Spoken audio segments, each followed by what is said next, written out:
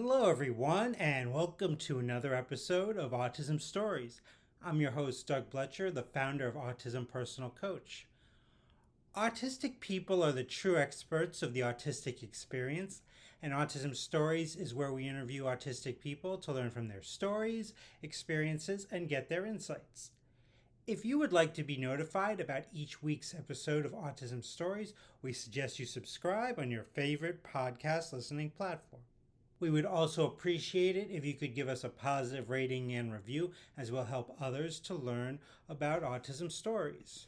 On today's episode, Milanie Grae joins us to discuss being an entrepreneur, how ChatGPT has helped her business, and neuroscience driven ghostwriting. We hope you enjoy today's conversation.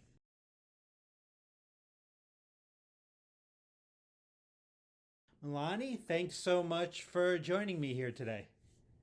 Thank you for having me. It's an honor that you asked me to be here. I appreciate it. And I'd like to start our conversation by learning, where does your story in the autistic community begin? So, for me, I wasn't in the autistic community until I actually joined LinkedIn. I was very isolated in my whole autistic experience. I didn't really know that anyone else experienced what I experienced because Instagram is a scary place and TikTok as well to speak about autism in any way. So anyone who ever spoke about their autism, it was very attacked and shut down. I think when I joined LinkedIn, I actually really experienced the community out there that, oh, wow, there are people like me, right? There are people who are proud of being autistic, which was an entirely new concept for me. My whole life, it was always something like, I guess, a bit of a shameful thing that you don't really talk about. You don't really tell people, you try and mask, you try and hide.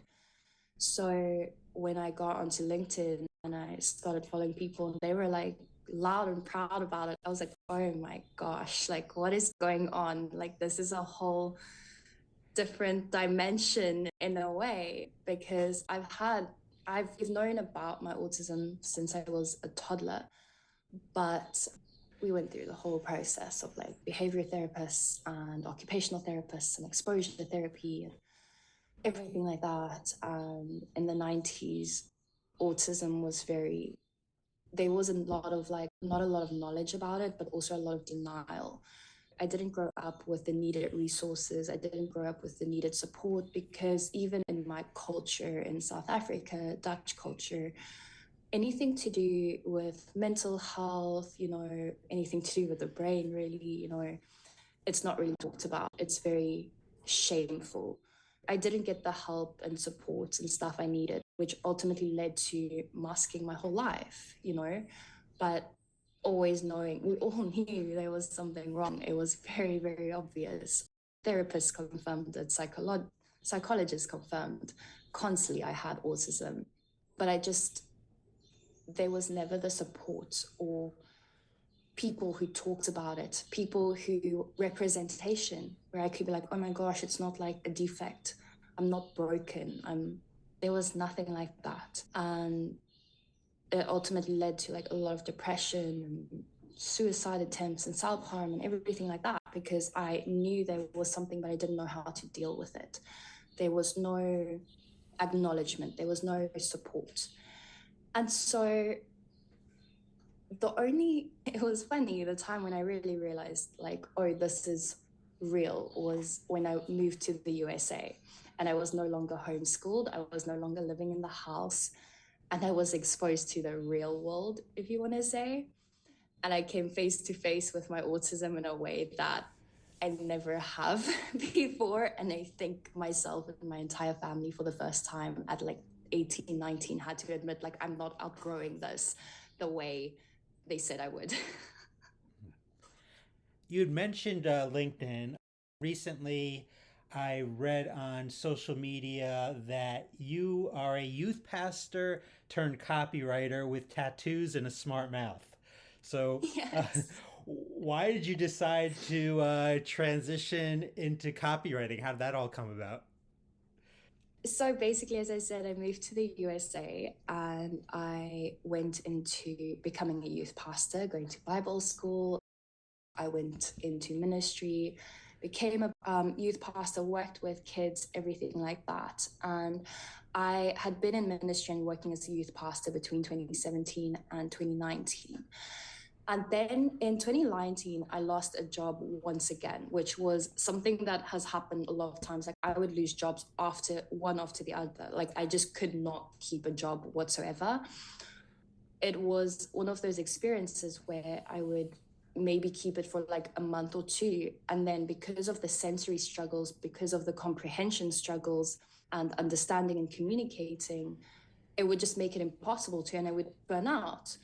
So in one of the moments where I was literally like contemplating my entire life, like, what am I going to do with my entire life? Like, I don't actually know. I can't function. I felt like I couldn't be a functioning, contributing person to society in a way. And then one of my friend's husband, her husband actually came to me and was like, okay, well, I need social media marketing. Do you do that? Like, do you do that? I'm like, well, I've been a writer my whole life. I've been literally, I wanted to be a journalist when I was younger. So I literally, that was all I ever did. I have this thing where I'm obsessed with courses. So I took as many writing courses as I possibly could. But there was always this thing of like the struggling artist. You know, you're not going to make it as a writer unless you're an author or whatever, like back then, of course. So having a career in it never crossed my mind. Having a career in social media never crossed my mind because it was just like, how does that work? I know how to write, I know how to be good at it. But me building a career, like usually you go and work at an agency, right? Like, how do you do it by yourself if you're not going to go work at an agency? I was like, okay, well, me being me, I'm very impulsive and I'm very taking risks and stuff. I don't think everything through. So I'm like, okay, we're going to do this and we're just going to go with it. And because this is where I definitely contribute the fact that my hyperfixation of autism, that I hyperfixated on writing since I was a little kid, and then also my pattern spotting. So I immediately got, you know, a hold of things, how social media works, how algorithms work, everything like that. And I made a bit of money from it because the success started so quickly. Back then, it was like Facebook, I think Facebook ads and everything like that. And it took off really quickly. And I gained attention from a company in Australia and started doing their copywriting, where I did their social media, I did their social media management, I did their copywriting for them. And for the first time, I realized that I don't need a traditional job. Like, that was such an awareness for me of like, wow, this is actually possible. You don't, like, my autism doesn't disqualify me from doing my own thing and being an entrepreneur. And I think it was in about 2020 was when I really realized like this is it, because I was actually taking a year-long course on copywriting where I really like went full in on it. And I signed my biggest client yet, which was a four-figure client from the USA. And when that happened, I was like, okay, now this is possible. I don't have to go get like a proper job, because up to that point I still had this thing in the back of my head, like I need to have a proper job, like I can't just work for myself, like what is this? But at that point it was like, okay, we're building a business now. We're going into copywriting. I've always written my whole life, so let's actually turn this into a career. And you've built your business. You founded your business, Grey Wolves, a few years ago, and you Mm-hmm. provide neuroscience-driven ghostwriting that transforms followers into loyal clients. So, can you tell a little bit about the neuroscience behind what you do? Yeah, basically, neuroscience driven ghostwriting is a more scientific and psychological approach to copywriting.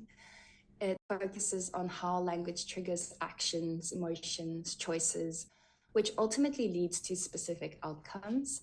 Instead of just writing creative copy, neurocopywriting uses certain language triggers to provoke specific behavioral changes.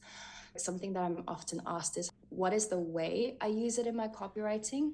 It's a question that I often get asked. And it starts with identifying your goals and needle movers, noting the lead and lag measures, and benchmarking your current position.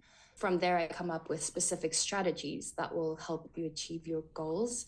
And then from there, I analyze my systems and frameworks and university research to see which neuroscience concepts would help you achieve these goals. Like I have some of these things, like, if you're going to use FOMO or the pratfall effect or any of those things, there are so many that you can incorporate. And so I'll be like, okay, this is the post, this is its goal, and I'm going to use this concept in this post.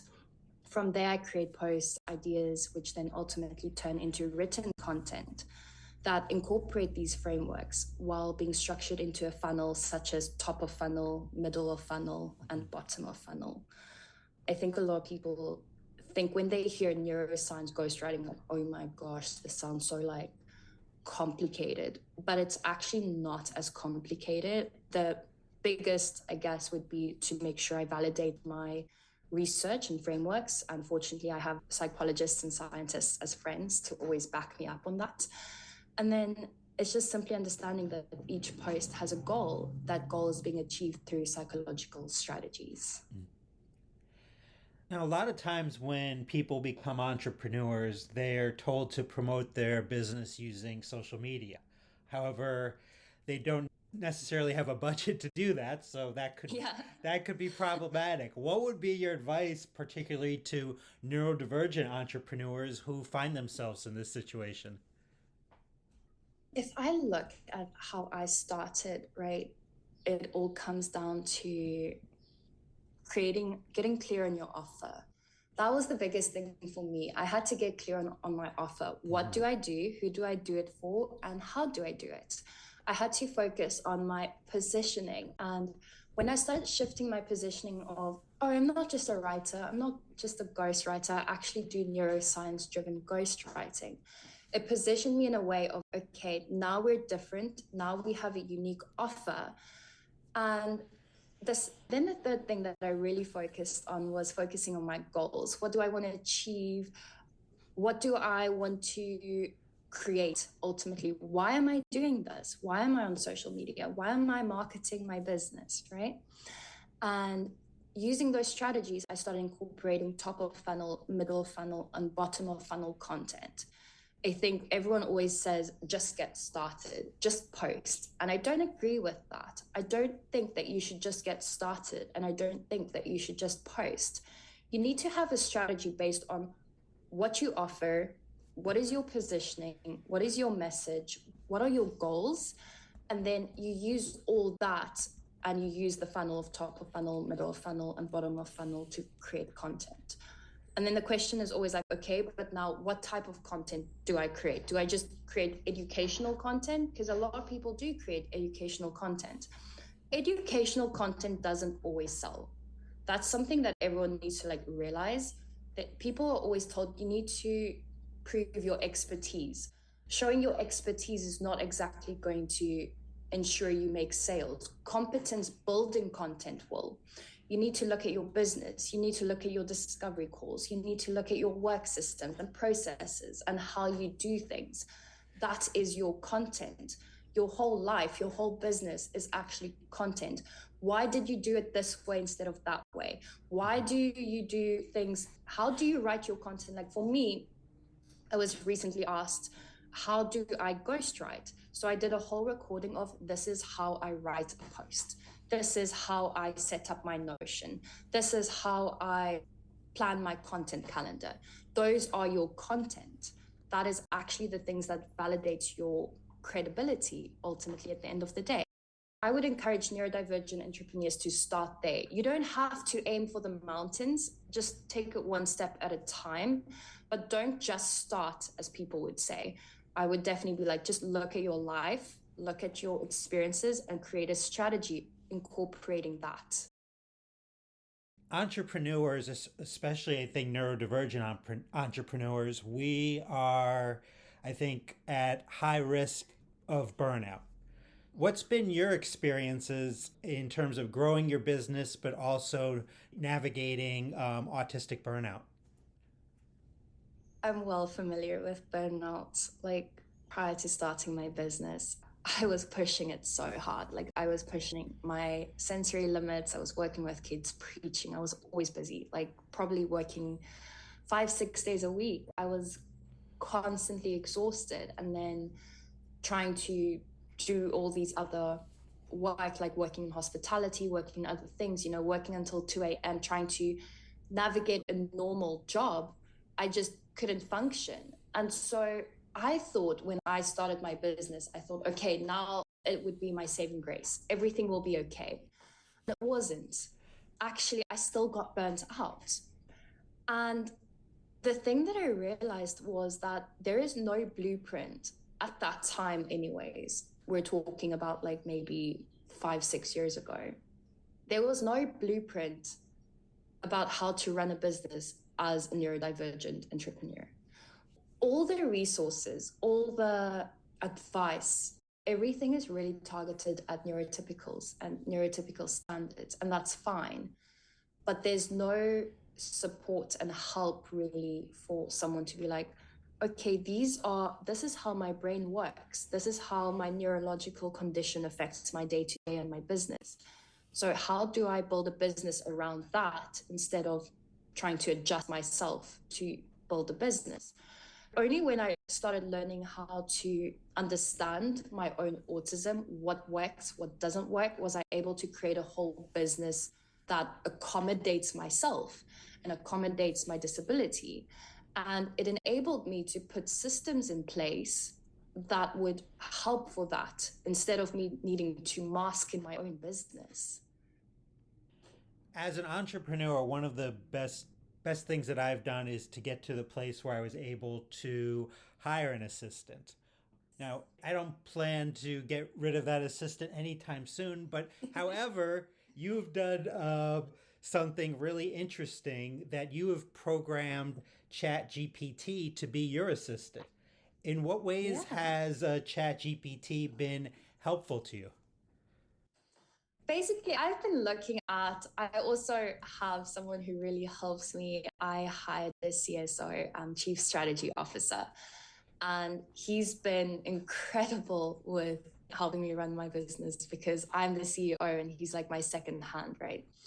And we were talking, and I was like, okay, great. Like, how can we onboard another one? Because he's also neurodivergent.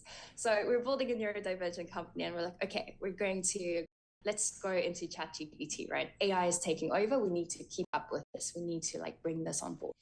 How can I alleviate things on me in a strategic way so that it can actually help me create content and create strategies and create things? Basically, I was talking to someone who is incredible at AI, like that's his whole thing on LinkedIn, Ruben Hassid. And he basically showed me how to program ChatGPT to understand my target audience, my ideal client, my core offer, and all my potential clients' pain points. And then I had the idea that I can use this to basically create a carbon copy of myself. I can basically program it to use my writing style, voice, niche, industry. And in understanding that, then I can use it to identify what my target audience's fears, frustrations, pain points, desires, and I use all those things to create content. Using I just sped up the entire process. I'm saving myself so much time and energy. So it's about working smarter and looking at little like things of how can I find ways to get things off my plate and accommodate my autism by actually using AI. AI doesn't have to take your job, it doesn't have to compete with you. I think it's actually one of the most beneficial things for neurodivergent entrepreneurs to use because it makes our jobs so much easier. For me, one of the most beneficial things about being an entrepreneur is the amazing autistic people I've gotten to meet as a result of this experience. So I'm wondering for you, if starting your business, how has community and connection to others changed since then? Understanding my autism and accepting it has honestly been one of the most liberating experiences. I found that a lot of people are afraid to take that label. They call it a label. They're like, they don't want to be associated with that label. But for me, it's been the most freeing things, especially on LinkedIn, like meeting so many people that they have similar experiences. I've talked to so many incredible, like neurodivergent entrepreneurs and coaches and founders. And for the first time, I don't feel alone in it, where for so many years, like I'm 25 now, and for most of my life, I've felt so alone in being autistic, where I felt like no one understood me. I felt like no one could really understand my experience and struggles and things that I have to go through. But when I start meeting other neurodivergent entrepreneurs, people who are running their businesses and they're doing so well and they're so willing to help me, they're so willing to give me advice and resources and cheer me on. And I think it was really building a personal brand on LinkedIn ultimately led me to fully accept my autism, start speaking about it publicly, because before LinkedIn, I haven't talked about my autism before publicly. I felt very scared and I felt really ashamed of the fact that I was neurodivergent. And I'm really sad for that person that I was, because there's nothing to be ashamed about. There's absolutely nothing to be ashamed about for having autism. It's a society belief, I suppose, that was ingrained in me to make myself small. The community on LinkedIn, the neurodivergent community on LinkedIn, is absolutely incredible. And most of my clients are neurodivergent. My CSO, my chief strategy officer that I recently hired, is neurodivergent. And I'm building a company, like a global neurodivergent company. And I really contribute a lot of it to the fact that building a brand on LinkedIn, the neurodivergent community, for the first time, I felt like I belong, where I've never, ever felt that before. For the first time in a neurodivergent community, I feel like I belong here. I'm accepted. I'm loved. I'm appreciated. Everything I've ever been told is too much or a problem or a defect or anything like that. No one thinks that. No one thinks that I'm too blunt or too much or that my things are problematic. And I think that is the most empowering and freeing experience you can ever experience, to be honest. Because I don't think I would be where I am now, where I'm building a global company that's based in South Africa, Australia, and hopefully Canada, with a team of neurodivergents, working with neurodivergents, if it wasn't for this community, you know? And how can our listeners learn about you and your services beyond this interview? I'm mostly active on LinkedIn, so I would definitely say come say hello on LinkedIn. Account is Milanie Grae, and you could definitely slide into comments, DMs. I'm very active in DMs and always replying, so that is definitely where I would say you can come book a call, you can come chat and find me there, and I will, yeah. Before we go, I was curious because I read that you're a Lord of the Rings fan, and Tolkien once said, I want to be a healer and love all the things that grow and are not barren. Are there some ways you think you've grown since you've learned? I know we've talked about this a little bit, but how have you grown since you've learned about your autistic identity? I've gotten very soft and very patient, very compassionate and understanding with myself. Through the years, I was very hard, I was very bitter, I was very hard on myself, had extremely high expectations. And then when I moved to the USA, and I think for the first time ever, I really got confronted with my neurodivergence, where I was no longer in my little bubble, I was no longer in my little routine, I was no longer in this little space, and I had to face the real world, basically. And my whole life fell apart. It led me to this moment where I had to really face myself, and the journey of self acceptance started. And suddenly, I'm no longer trying to compete with everyone around me. I'm no longer beating myself up if I can't do the most basic things. And in doing that, it has led me to be more understanding and patient and accepting of others. Because if I can allow myself to fully show up as myself, I can create an environment for others to show up as themselves with no strings attached, no pressure, no expectations. I just create a safe space for me to be me, and I create a safe space for others to be themselves and just to show up as they are. No judgment, no shame, no limitations, just free, you know? And well, I wanted, I've been following you on LinkedIn for, I don't know, 6, 9 months and really have enjoyed your writing and just really loved the conversation today. So thanks so much for joining me and definitely encourage people to follow you on LinkedIn. Oh, thank you so much. This was lovely. I appreciate it. Thanks so much to Milanie for the conversation. To learn more about Milanie and her business, please check out the link in the podcast description for this episode.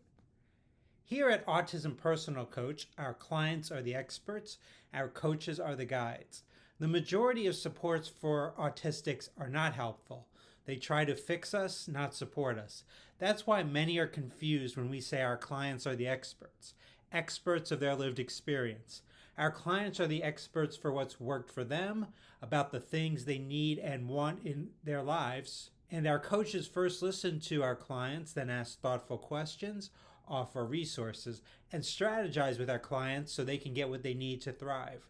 Would you want a guide in your life to help you to get the things you desire? If so, then visit autismpersonalcoach.com for more information.